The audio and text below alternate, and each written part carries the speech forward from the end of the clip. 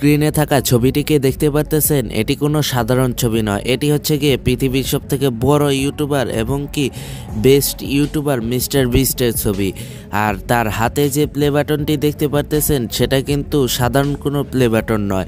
এই play button পৃথিবীর মাত্র একজনের কাছেই আছে যে ইউটিউবিং করে এইটা পেয়েছে।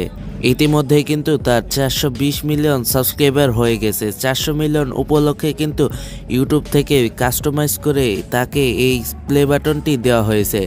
আর তাকে দেওয়া হয়েছে ইউটিউবের সিও নীল মোহন রায়ের মাধ্যমে। ছবিটির মধ্যে কিন্তু তাকেও দেখা যাচ্ছে। সো আজকের ভিডিওতে আমরা এই সকল বিষয় নিয়ে কথা বলবো। ভিডিওটি আপনাদের কাছে সম্পূর্ণ দেখার অনুরোধ করব, কারণ অনেক কিছুই জানতে পারবেন এখান থেকে। অনেক বছর আগে থেকে খুবই কষ্ট করে তার ভিডিওগুলো বানিয়ে থাকে।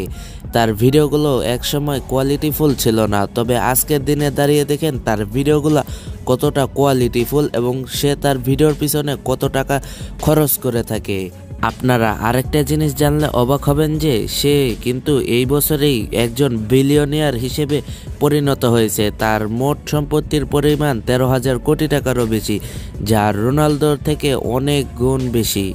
আরেকটা মজার বিষয় হচ্ছে গিয়ে সে কিন্তু 24 থেকে 25 বছর বয়সে বিলিয়নিয়ার হয়েছে, যেটা আগে কখনো হয়নি।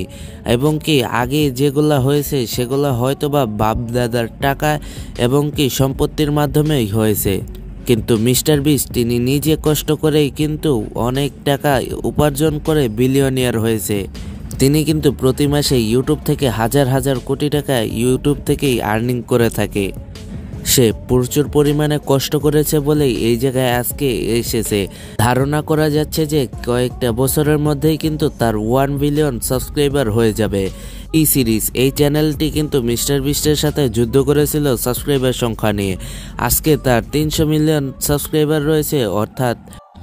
আর এই দিকে মিস্টার বিস্টের 420 সাবস্ক্রাইবার কিন্তু হয়ে গেছে। তিনি প্রচুর পরিমাণে কষ্ট এবং ধৈর্য ধরার কারণেই কিন্তু এই জায়গায় এসেছে। ভবিষ্যতে আরও অনেক দূরে এগিয়ে যাবে সে। সো এই ছিল আজকের ভিডিওটি আপনাদের কাছে কেমন লাগলো অবশ্যই জানাবেন। আর এরকম ভিডিও আরও চান কিনা সেগুলোও কিন্তু জানাতে ভুলবেন না।